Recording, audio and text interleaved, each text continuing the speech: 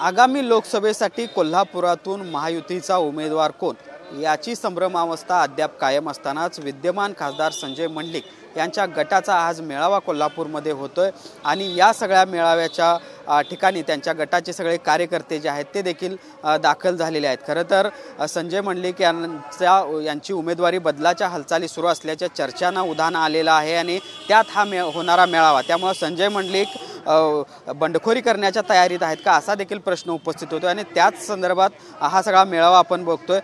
कार्यकर्त्यांशी बोलूयात, काय नेमकं त्यांचं म्हणणं आहे, काय सांगाल? आज अद्याप उमेदवारी जाहीर झालेली नाही, मात्र गटाचा मेळावा कोल्हापूरमध्ये लोकसभेचा कार्यक्रम आज किंवा उद्या आपला जाहीर होतोय आणि आमची उमेदवारी मंडलिकांची फायनल आहे आणि त्या संदर्भात हा कार्यकर्त्यांना फक्त सूचना देण्याकरता मेळावा होत आहे आणि आमचा विजय पण निश्चित आहे। आणि आम्ही शिंदे गटात ज्यावेळी प्रवेश केला त्याचवेळी आमची उमेदवारी फायनल झालेली आहे आणि त्या दृष्टिकोनातून आमचं काम पण ह्या 2.5 वर्षामध्ये 800 कोटी निधी दादानी ह्या मतदारसंघात आणलेला आहे आणि गेली 15 वर्षाचा इतिहास बघता ह्या वर्षी आम्ही ह्या निवडणुकीला 2024ला मागच्यापेक्षा जास्त लीडनं निवडून येणार काही शंका नाही। तर ज्या पद्धतीने उमेदवारी बदलाच्या हालचाली सुरू आहेत किंवा चर्चा सुरू आहेत त्यात तुम्ही हा मेळाव्यात आहे, कुठेतरी संजय मंडलिक गटाकडून दबाव टाकण्यासाठी हा मेळावा घेतला जातो असं बोललं जाते, काय तथ्य आहे? नाही, त्यामध्ये कुठल्याही प्रकारचं तथ्य नाही।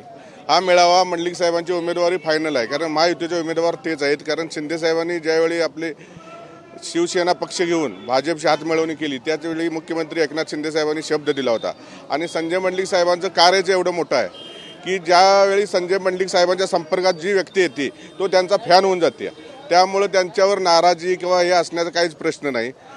त्यामुळे निश्चितपणानं उमेदवारीसुद्धा संजय मंडलिकांना मिळणार आणि त्यांच्या प्रचाराच्या नियोजनासाठी कार्यकर्त्यांना काहीतरी मूलमंत्र द्यायचा हे हेतून हा मेळावा बोलवलेला आहे। दबावतंत्र करण्याची कुठल्याही प्रकारची गरज नाही, कारण कैलासवासी सदाशिवराव मंडलिक साहेबांची सारे हयात या कोल्हापूर जिल्ह्यामध्ये गेलेले आहे आणि त्यांचा सदाशिवराव मंडलिक हा पक्ष म्हणून इथं आम्ही सर्व कार्यकर्ते जमलेले आहेत आणि मंडलिकांना वजा करून या जिल्ह्यामध्ये कोणी राजकारण करू शकणार नाही। त्यामुळे निश्चितपणानं संजय मंडलिक साहेबांची उमेदवारी निश्चित आहे, फक्त त्यांच्या प्रचाराच्या नियोजनासाठी इथं आम्ही मेळावा आयोजित केला आहे। खरं तर संजय मंडलिक देखील गेले काही दिवस मुंबईमध्ये तळ ठोकून होते, त्यानंतर आल्यानंतर तुमची त्यांच्याशी काही चर्चा झाली आहे का? कोणत्या बड्या नेत्यांनी आपल्याला शब्द दिले का?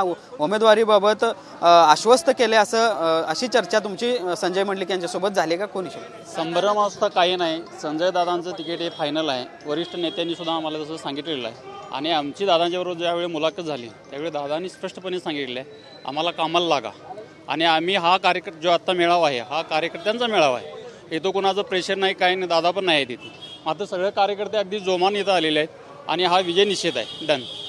खरं तर गेल्या वेळी 2.5 लाखाच्या मताच्या फरकानं संजय मंडलिक निवडून आलेले होते, यावेळी संजय मंडलिक महायुतीचे उमेदवार असतील का आणि जर ते उमेदवार असतील तर कशा पद्धतीनं ही सगळी निवडणूक असेल, काय नेमकं विजयाचं? संजय दादा हे महायुतीचेच उमेदवार असणार आहेत, कारण आमचं काम आहे कोल्हापूर जिल्ह्यात आम्ही आणि शिंदे साहेबांनी आम्हाला भाजपने दिलेला पाठिंबा आणि आम्हाला निधी आणि आम्ही गावातील 900पेक्षा जास्त गावामध्ये दिलेला निधी हे आम्ही काम केलेल्यावर महायुती पक्ष आम्हालाच उमेदवार देणार हे आमच्या सर्वसामान्य कार्यकर्त्यांना त्याबद्दल पूर्ण खात्री आहे।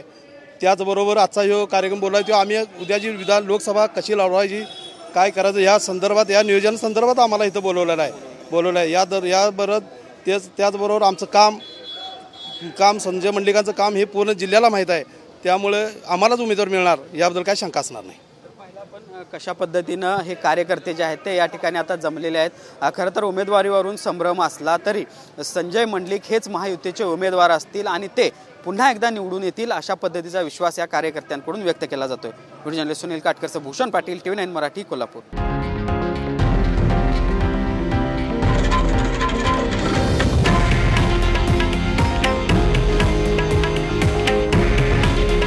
हे आहे देशातील नंबर 1 न्यूज नेटवर्क आणि आपण पाहत आहात TV9 मराठी। काळजी तुमची, हित महाराष्ट्राचं।